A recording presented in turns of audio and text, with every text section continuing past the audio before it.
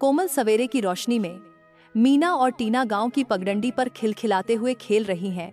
उनकी हंसी शांत हवा में घुल सी जाती है। वे खेतों में एक दूसरे के पीछे दौड़ते हैं। उनकी मासूम खुशी उनके गहरे और सच्चे रिश्ते की निशानी बन जाती है। सूरज की सुनहरी रोशनी पूरे दृश्य को नहला देती है, गांव के शांत और खुशहाल माहौल को और भी खूबसूरत बना देती है। रास्ते के बीच एक बड़ी रोटी रहस्यमय ढंग से पड़ी है। मीना और टीना उसे देखकर हैरान रह जाती हैं, जैसे उन्हें कोई अनोखा खजाना मिल गया हो। रोटी को देखकर मीना की आंखें उत्साह से चमक उठती हैं, जैसे उसे अचानक कोई कीमती तोहफा मिल गया हो। मीना विजयी मुस्कान के साथ रोटी उठाती है, मानो उसने कोई बड़ा खजाना पा लिया हो। अपनी किस्मत की खोज पर गर्व से दमकती हुई मीना हंसते हुए कहती है, वाह, आज तो मजा आ गया। उसकी खुशी इतनी संक्रामक है कि टीना भी मुस्कुराए बिना नहीं रह पाती। मीना उत्साह से कहती है, चल टीना, अब पेट भर के खाएंगे। उसकी आंखों में साझा दावत का सपना चमक उठता है। धूप में टीना थकी आंखों से रोटी बांटती दया झलकती। मीना सिर हिलाकर मना करती है। उसके चेहरे पर संदेह और झिझक साफ झलकती है, और उसी पल दोनों बहनों के बीच एक गहरा तनाव पनप उठता है। कीमती रोटी के लिए शुरू हुई मामूली बहस धीरे धीरे एक तीखे झगड़े में बदल जाती है, जहां भूख और अहंकार दोनों टकरा उठते हैं। छोड़ दे टीना, मीना चिल्लाती है। उसकी उंगलियां रोटी पर कसकर जमी हुई हैं, इतना जोर कि उंगलियों के जोड़ सफेद पड़ गए हैं। टीना उतनी ही ताकत से खींचती है। उसकी आंखों में आंसू और चेहरे पर हताशा झलकती है। नहीं, ये मेरा है मीना, वह चीखती है। उसकी आवाज गुस्से और दुख से कांपती है।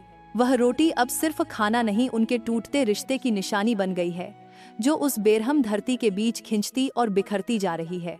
एक बूढ़ा बंदर पेड़ की ऊंची शाखा पर बैठा मीना और टीना को नीचे बहस करते हुए देखता है। उसकी आंखों में जिज्ञासा और थोड़ी सी चिंता झलकती है। बंदर जिज्ञासा पूर्वक पेड़ से नीचे उतरता है, झगड़े का कारण जानने को उत्सुक। अरे बच्चियों, ये लड़ाई क्यों? बंदर चिंता से पूछता है, भौहें सिकोड़ते हुए। आओ, मैं तुम्हारे लिए रोटी बराबर बांट देता हूँ, वह मुस्कुराते हुए कहता है। मीना और टीना बंदर की बात ध्यान से सुनती हैं। उनकी आंखों में उम्मीद की झिलमिलाहट है। मीना और टीना बंदर की सलाह मान लेती हैं। उनके चेहरों पर राहत और भरोसे की झलक दिखाई देती है। एक विशाल पेड़ की ठंडी छाया में बंदर बैठा है, अपने फुर्तीले हाथों में रोटी थामे, आंखों में शरारत की चमक लिए। वह रोटी को तोड़ता है, एक टुकड़ा बड़ा, दूसरा छोटा। उसका माथा सिकुड़ जाता है, जैसे वह गहराई से सोच रहा हो कि अब क्या करे। अरे, ये तो बराबर नहीं है, जरा बड़े वाले को छोटा कर देता हूँ, बंदर बड़बड़ाता है, दोनों हिस्सों को ध्यान से निहारते हुए। एक फुर्तीले झटके में वह बड़े टुकड़े से एक काट लेता है, मानो बड़ी गंभीरता से संतुलन बनाने की कोशिश कर रहा हो। चेहरे पर मजाकिया एकाग्रता झलकती है। उसकी आंखें चौड़ी हो जाती हैं। काटने के बाद दूसरा टुकड़ा और बड़ा दिखता है। असंभव काम में उलझा बंदर ठहर जाता है। चेहरे पर मौन सा एहसास उभर आता है। पेड़ के नीचे बंदर चालाकी से पूरी रोटी खा जाता है। बराबरी का दिखावा करते हुए मीना और टीना स्तब्ध, चौड़ी आंखों से उसे देखती रह जाती हैं। अंतिम कौर निगलते ही बंदर की चालाक मुस्कान उसकी पूरी योजना को प्रकट कर देती है। देखा, जब तुम लड़ते हो तो नुकसान दोनों का होता है, बंदर ने कहा और अपनी जीत का इनाम लेकर पेड़ पर चढ़ गया। मीना और टीना एक दूसरे की ओर हैरानी से देखती हैं। अब उन्हें समझ आता है कि चालाक बंदर ने उन्हें धोखा दे दिया। डूबते सूरज की रोशनी में उनके चेहरे पर गहरा अफसोस झलकता है। मीना आह भरते हुए कहती है, काश हमने झगड़ा न किया होता। टीना उदासी से सिर हिलाती है, और हाँ, अगर हम झगड़ा न करते तो दोनों का पेट भर जाता।